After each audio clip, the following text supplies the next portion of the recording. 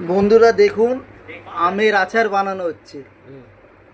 এই দেখুন আম কাটা হয়েছে, কেটে জল দিয়ে ধুয়ে তাকে নুন আর হলুদ মাখিয়ে এই বালতির মধ্যে রাখা হয়েছে। এই দেখুন এতে ধনে আছে, জিরে আছে, পাঁচফোড়ন আছে, মেথি আছে, শুকনো লঙ্কা আছে, এই সব মশলা আছে। এই মশলাগুলো দেওয়া হবে, আমি পরের এতে দেখাচ্ছি। আমি দেখুন বন্ধুরা, এখন এই শুকনো লঙ্কা গরম করা হচ্ছে।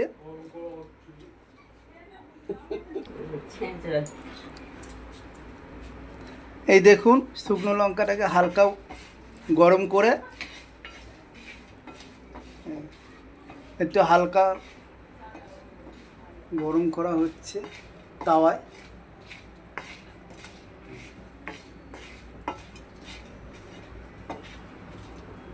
দেখুন বন্ধুরা, এই সব মশলাগুলো এখন তাওয়াতে দেওয়া হয়েছে। এই দেখুন এগুলো হালকা করে ভাজা হবে।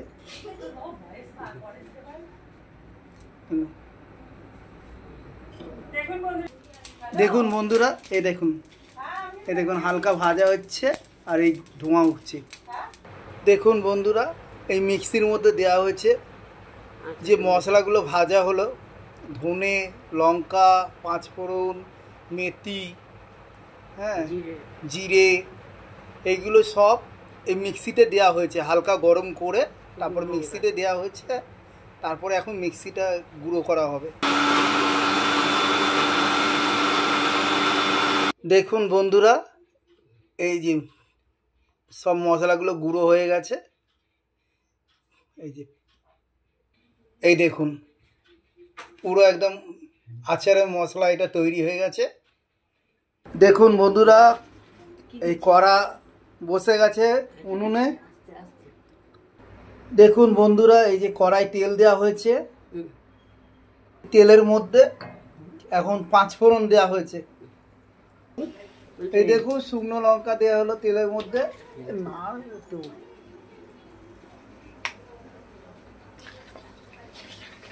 এই দেখুন হালকা একটু ভাজা হচ্ছে, শুকনো লঙ্কা পাঁচফোড়ন তেলের মধ্যে দিয়ে ভাজা হচ্ছে।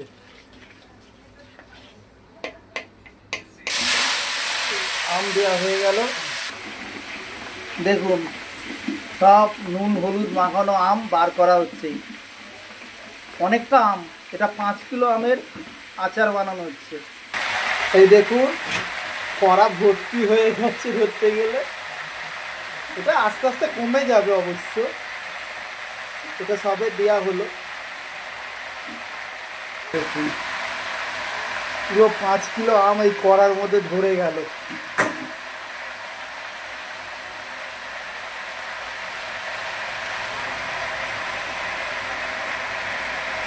দেখুন বন্ধুরা,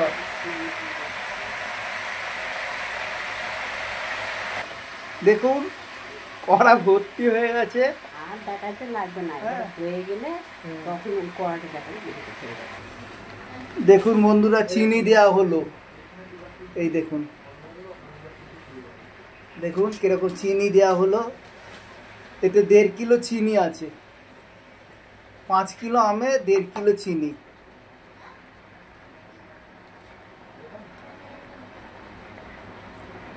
বারবার ধরে উল্লেখ করে বলি, নাড়তে অসুবিধা হচ্ছে, আমটা বেশি তো, কড়াটা ছোট হয়ে গেছে। এই আস্তে আস্তে ঠিক কায়দা করে করছে, উনি কায়দাটা ঠিক জানে। দেখুন এর আগে আবার চিনি দেওয়া হয়েছিল, আবার চিনি দেওয়া হলো। চিনি দিয়ে একবার পাক খাওয়ানো হয়ে গেল, আবার ফের চিনি দিয়ে পাক করা হচ্ছে। এই পাকটাই মেন। দেখুন কিভাবে পাক দিচ্ছে।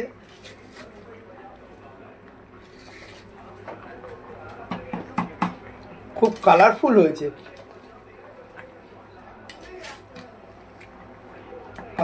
বহুত কালারফুল।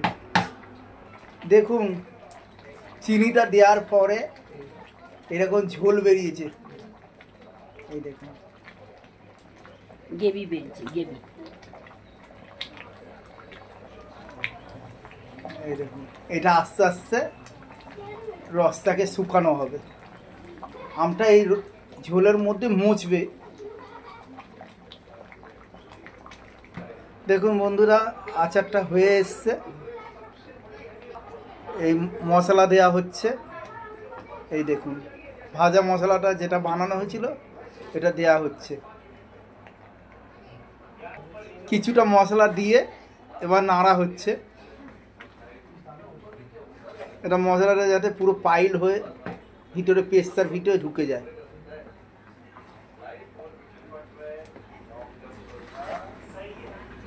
এটা ভাজা মশলার সেন্ট তার একটা আলাদা।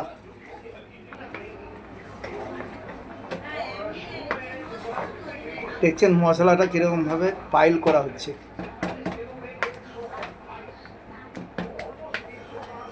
দারুণ কালারফুল, খুব সুন্দর লাগছে দেখতে। আমার তো ভালো লাগছে, আপনাদের কেমন লাগছে আপনারা একটু কমেন্ট করে জানাবেন।